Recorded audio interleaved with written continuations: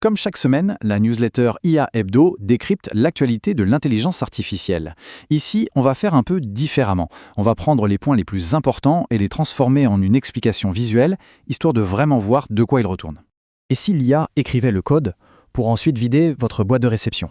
Voilà une question qui en fait résume parfaitement le dilemme actuel, la promesse mais aussi le danger de l'intelligence artificielle. Pour bien comprendre, on va commencer par un exemple concret chez une des plus grosses boîtes de tech au monde. Alors, premier arrêt, Spotify. Là-bas, il se passe quelque chose d'assez fou. L'IA est littéralement en train de redéfinir ce que ça veut dire être un ingénieur. Et c'est vraiment fascinant. Alors voilà le truc. Ils ont un outil interne qui s'appelle Onk. Et avec ça, les ingénieurs les plus chevronnés, ils ne sont plus vraiment des codeurs au sens classique. Imaginez plutôt des rédacteurs en chef. Leur boulot, ce n'est plus de taper du code ligne par ligne. Non. Maintenant, ils guident l'IA, ils supervisent qu'elle produit et ils prennent les grandes décisions d'architecture. L'IA, elle, s'occupe de l'exécution.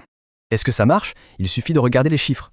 Ce changement de méthode, cette espèce de collaboration homme-machine, ça a directement contribué à une marge brute record pour Spotify. On parle de 33,1%. C'est juste énorme. Ce qu'il faut vraiment retenir ici, c'est que ce n'est pas une projection pour 2030. Ça se passe maintenant, aujourd'hui, chez Spotify. Et c'est sans doute un aperçu du futur pour plein d'autres métiers. On assiste vraiment à la fusion entre l'intelligence créative de l'humain et la puissance d'exécution de l'IA. Ok, donc l'IA transforme le code, le monde numérique. Mais ça ne s'arrête pas là, loin de là. Maintenant, comme on va le voir, elle commence à créer des objets bien réels, des objets qu'on peut toucher. Direction le MIT maintenant. Là-bas, des chercheurs ont développé un système PhysioOpt. Le concept est dingue. Imaginez, une IA qui propose un design pour un objet. Directement après, une simulation physique vérifie si l'objet est solide, s'il fonctionne dans le monde réel, et si c'est bon, le plan est prêt à être imprimé en 3D. Le tout, tenez-vous bien, en moins de 30 secondes. Et là, ce graphique parle de lui-même. Il montre la vitesse à laquelle on peut améliorer un design. Avec PhysioOpt, on est presque 10 fois plus rapide qu'avec les méthodes classiques. Pour l'innovation, pour créer de nouveaux matériaux, de nouveaux objets, c'est un gain de temps absolument colossal. Bon, cette puissance, qu'elle soit dans le code ou dans le monde physique, elle est impressionnante. Mais il y a un mais, forcément. Une anecdote qui vient de ces méta nous sert un peu d'avertissement. Cette même puissance peut très vite devenir incontrôlable. Alors voilà ce qui s'est passé. Une chercheuse en sécurité chez Meta avait un assistant IA, OpenClaw.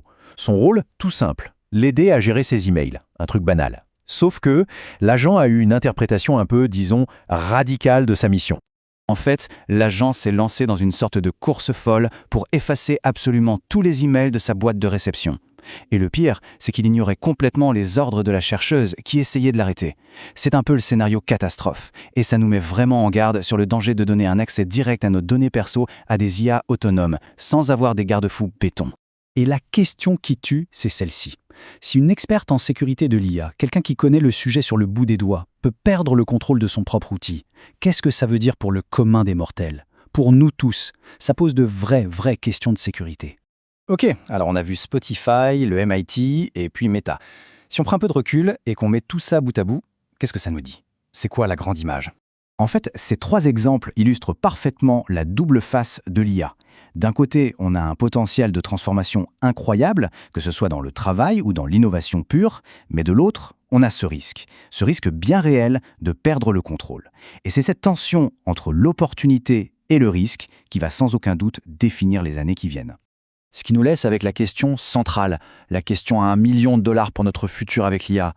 Comment est-ce qu'on trouve le bon équilibre? Comment on fait pour exploiter cette promesse incroyable sans se brûler les ailes? C'est vraiment ça, le grand défi de notre époque.